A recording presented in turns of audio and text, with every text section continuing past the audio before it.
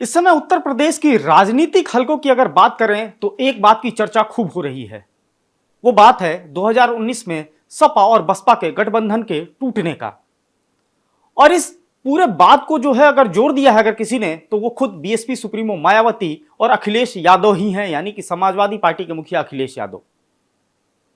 लगातार इस पे चर्चा चल रही है। शुरुआत जरूर बहुजन समाज पार्टी की मुखिया बसपा सुप्रीमो मायावती ने किया, ये कहते हुए कि अखिलेश यादव बसपा के नेताओं का फोन नहीं उठाते थे और इस वजह से उन्होंने दलित सम्मान और पार्टी के सम्मान के चलते ये कदम उठाया और गठबंधन को तोड़ दिया। फिर अखिलेश इस पे पलटवार करते हैं और वो बताते हैं कि जिस समय ये फैसला हुआ वो खुद आजमगढ़ में एक मंच पे मौजूद थे जिसमें इनके साथ बस बहुजन समाज पार्टी के कई नेता भी मंच साझा कर रहे थे और उनको उस समय पता चला। हालांकि उसके बाद फिर बहुजन समाज पार्टी की मुखिया का बयान आता है और वो कहती हैं सीधे तौर पे कि ये तो जग जाहिर है कि जो है किसने किसका फोन नहीं उठाया, लेकिन अगर अब उस पे आप अगर सफाई देते हैं तो उसका क्या फायदा और अब सफाई देने का मतलब क्या है। लेकिन बात फिर भी खत्म नहीं हुई। उसके बाद ये बात लगातार चलती रही और आज हिंदी दिवस के दिन अखिलेश यादव अपने समाजवादी पार्टी के कार्यालय पर एक प्रेस वार्ता को संबोधित कर रहे थे। ये पूरा वाकया उस समय का है जब आज जो है हिंदी दिवस के मौके पर वो कई हिंदी साहित्यकारों को सम्मानित भी कर रहे थे और एक किताब का भी विमोचन हुआ। उन्होंने उस किताब के सहारे मायावती पे एक बार फिर तंज कसा। उन्होंने कहा कि दुर्योधन को यह पता था कि माफ कीजिएगा, वो किताब कर्ण पे लिखी गई थी और उस किताब का जिक्र करते हुए उन्होंने कर्ण के किरदार को का भी जिक्र किया और बताया कि कर्ण को पता था कि दुर्योधन युद्ध में दुर्योधन की हार होगी, लेकिन फिर भी वो दोस्ती निभाने के लिए और जो है अपने दोस्त के साथ खड़ा रहा, यानी कि अपने मित्रवत व्यवहार को निभाने के लिए अपने मित्र के साथ खड़ा रहा कर्ण। और उसके बाद जो है सबको पता है कि महाभारत में क्या हुआ।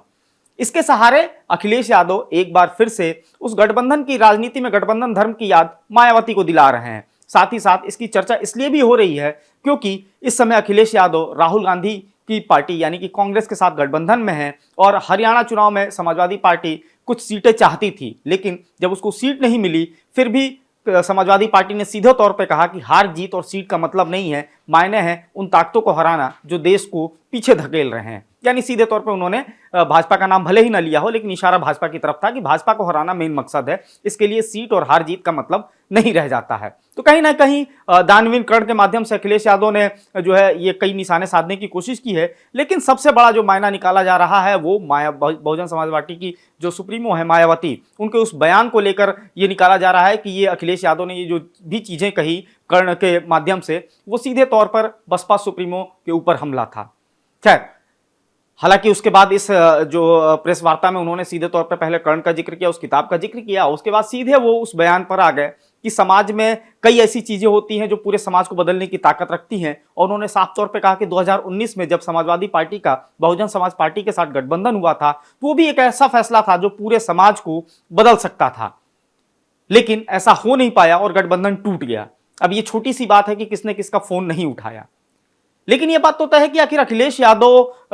जिस तरीके से अब गठबंधन की राजनीति कर रहे हैं और उत्तर प्रदेश की अगर बात की जाए तो अखिलेश यादव के कार्यकाल को देखा जाए, जब से अखिलेश यादव एक्टिव हुए हैं यानी कि जब वो मुख्यमंत्री बने उसके बाद जो तमाम चुनाव है अखिलेश यादव को एक अच्छा खासा अनुभव है गठबंधन का। उन्होंने पहले विधानसभा के चुनाव में कांग्रेस से गठबंधन किया, फिर लोकसभा चुनाव में उनका गठबंधन सीधे तौर पर बसपा के साथ हुआ और अब जो है फिर लोकसभा चुनाव में जो है वो इंडिया गठबंधन के साथ हैं। और इसका फायदा भी अखिलेश यादव को 2024 के लोकसभा चुनाव में मिला है और उत्तर प्रदेश में समाजवादी पार्टी सबसे बड़ी पार्टी बनकर उभरी और यहां तक कि भारतीय जनता पार्टी को आधे के आसपास के आंकड़े पर रोक दिया। और यही वजह है कि उसके बाद अखिलेश यादव और आक्रामक हो गए और हर जगह जो उनका नारा है पीडीए, इसी के तहत वो उनके जो भी बयान आते हैं इस पीडीए के इर्द गिर्द ही घूमते रहते हैं। अभी जिस तरीके से उत्तर प्रदेश की राजधानी लखनऊ से सटे हुए जिले तो सुल्तानपुर में एक एनकाउंटर होता है,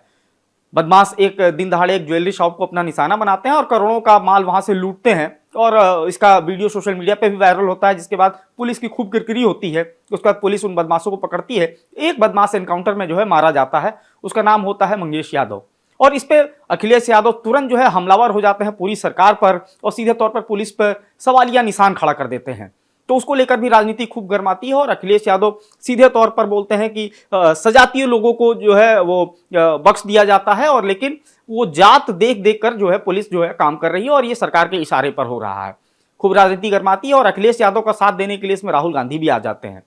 हालांकि इस पूरे मामले पर राजनीति होते देख मायावती कहां पीछे रहने वाली थी, मायावती भी कूद पड़ती हैं और वो भारतीय जनता पार्टी की सरकार पर सीधे तौर पर उंगली उठाती हैं, यानी कि एनकाउंटर पर उंगली उठाती हैं। खैर, ये तो बात हो गई कि अखिलेश यादव ने एनकाउंटर पर उंगली उठाई, लेकिन इसके मायने क्या थे? मायने सीधे तौर पर थे कि अखिलेश यादव ने 2024 के लोकसभा चुनाव में एक लकीर खींची, जहां पे भारतीय जनता पार्टी हिंदुत्व के वेग पे सवार थी और लगातार कई चुनाव में वो उस विजय रथ पे जो है बरकरार रही और हिंदुत्व वेव उसको जो है विजयश्री दिलाता रहा। लेकिन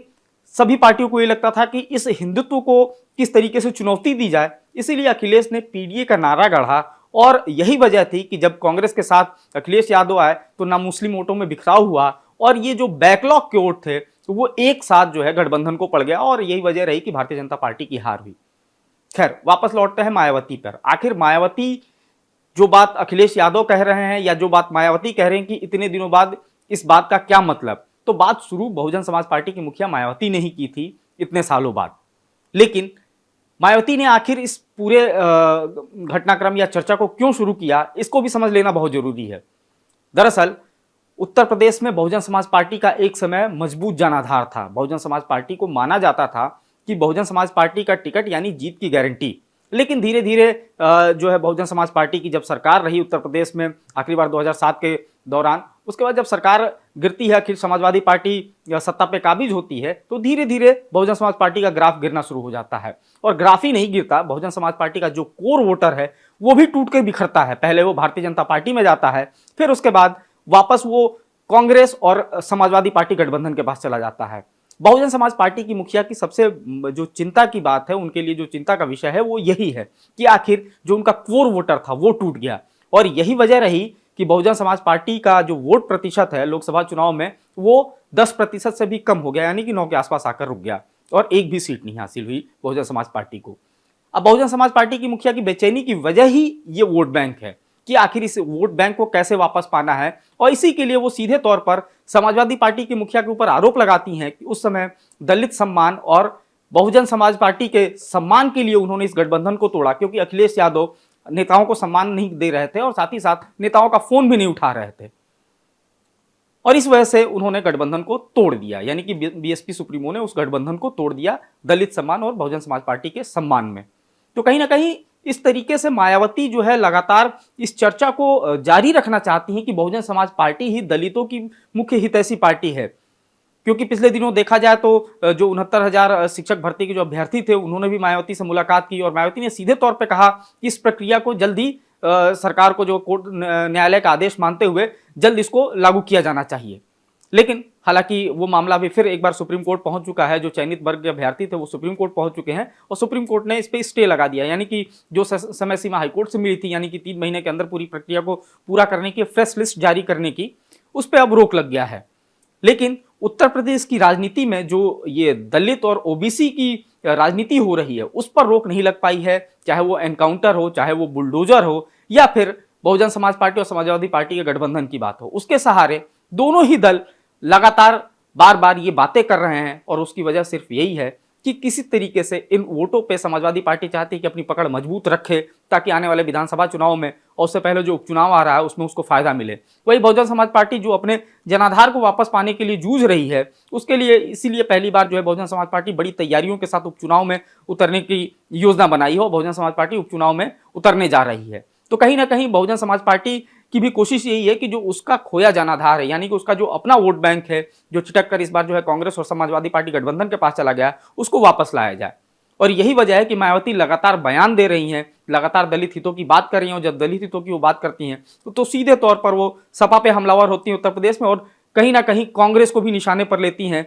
चाहे वो पदोन्नति में आरक्षण का मामला हो, उसको लेकर उन्होंने कांग्रेस को भी घेरा और साथ ही साथ उसी समय समाजवादी पार्टी को भी घेरा कि आप सरकार का समर्थन देते रहे, लेकिन जब यूपीए की सरकार रही उस समय क्यों नहीं इन्होंने जो है पदोन्नति में आरक्षण को लागू किया। तो कहीं ना कहीं उत्तर प्रदेश की राजनीति बड़े दिलचस्प मोड़ से गुजर रही है। देखना होगा कि जिस वोट बैंक के लिए ये लामबंदी हो रही है, ये जो है तकरार हो रही है, जुबानी जंग चल रही है, आखिर वो किसकी तरफ आता है। फिलहाल डेली लाइन के डिस्कशन में इतना ही। अब फॉलो करते रहे हमारे डिजिटल प्लेटफॉर्म डेली लाइन को।